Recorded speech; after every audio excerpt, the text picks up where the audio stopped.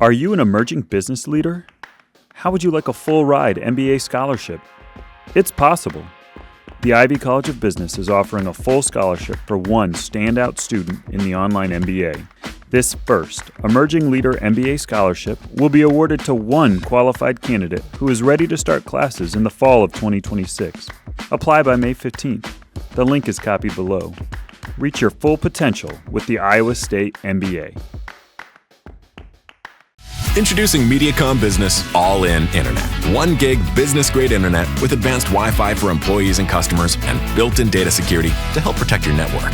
1 gig business internet for only $149.99 a month with a 2-year price lock. The Business Records News Headlines podcast is brought to you by the Ivy College of Business at Iowa State University, where world-class faculty, staff, programs, and facilities come together to deliver business education for a rapidly changing world. At Ivy, students gain more than a degree, they gain real-world experience and the confidence to lead in any industry. Welcome to the Business Record Iowa News Headlines podcast presented by the Ivy College of Business at Iowa State University and supported by Mediacom. This is your essential weekly briefing on local business news from across the state. I'm Business Record President Chris Conetzkey, here with co-host Business Record Editor Sarah Diehn, and we're starting our Business Record Roundup, reviewing the top 3 stories reported by the Business Record newsroom that you might have missed over the past week. Sarah, go ahead and take it away. Thanks, Chris. The Des Moines Area Regional Transit Authority is preparing to move into its new maintenance facility on the city's southeast side in late spring, as it works to relocate its operation from downtown, which opens an opportunity for that site to be redeveloped.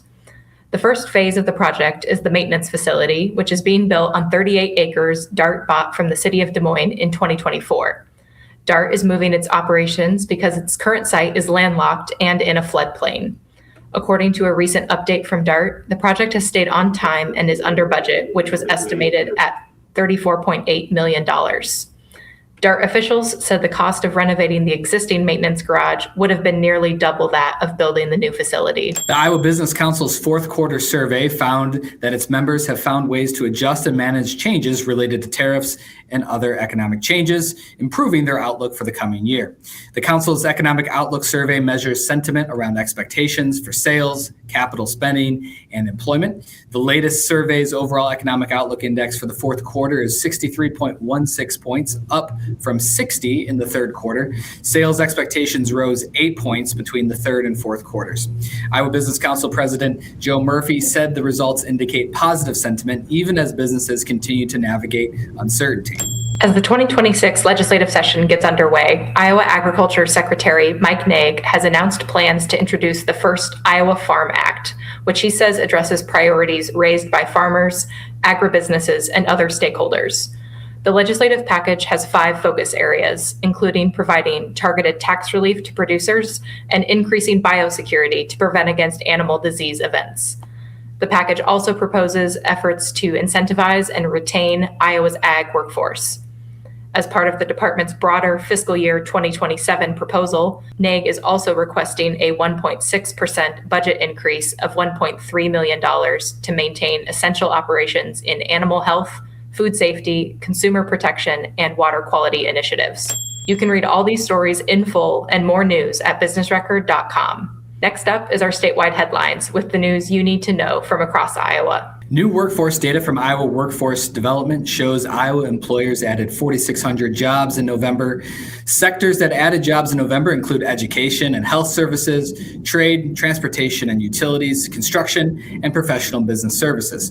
Iowa's unemployment rate for November was 3.5%, and the labor participation rate was 67.5%, both up slightly from a year ago. The Iowa Capitol Dispatch reports Iowa is the first state approved for a returning education to the state's waiver from the U.S. Department of Education, which gives the state more control over nearly $9.5 million in federal education funding over the next 4 years. The waiver allows the state to allocate the funding outside of federal Elementary and Secondary Education Act requirements. Governor Kim Reynolds said this is a step toward implementing Iowa's broader Unified Allocation Plan, which proposes directing more federal resources to student supports over federal compliance and administrative costs. Iowa Public Radio reports the superintendent of Sioux City Community School District has resigned after spending almost 2 months on administrative leave.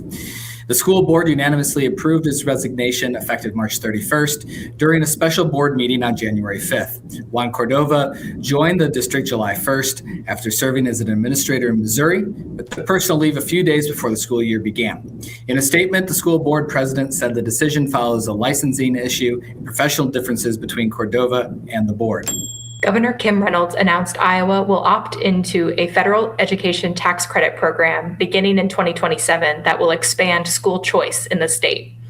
The federally funded tax credit program, outlined in the One Big Beautiful Bill Act, will provide a direct dollar-for-dollar tax credit match up to $1,700 for eligible taxpayers who contribute to approved scholarship granting organizations. The organizations will be required to use these contributions for scholarships to eligible K-12 students across Iowa. Students eligible to receive scholarships through the program must have a family income below 300% of their area median income. The Des Moines Register reports that Iowa's food insecurity rates are below the national average, despite the state seeing an uptick in the number of people facing hunger in the recent years, according to a new USDA report. Nearly 11% of Iowa households were food insecure from 2022 to 2024, up from the 7% reported between 2019 to 2021. The national food insecurity rate was 13.7%, according to the report.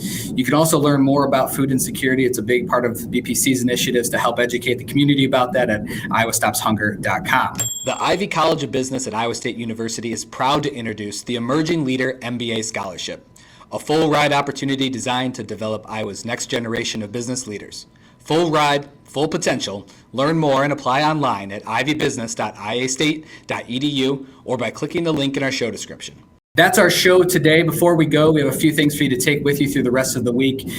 Up next week is our economic forecast. That's on Tuesday out of the FFA Enrichment Center in Ankeny. We hope you join us there to learn about the economy and some of the things ahead in the year coming up.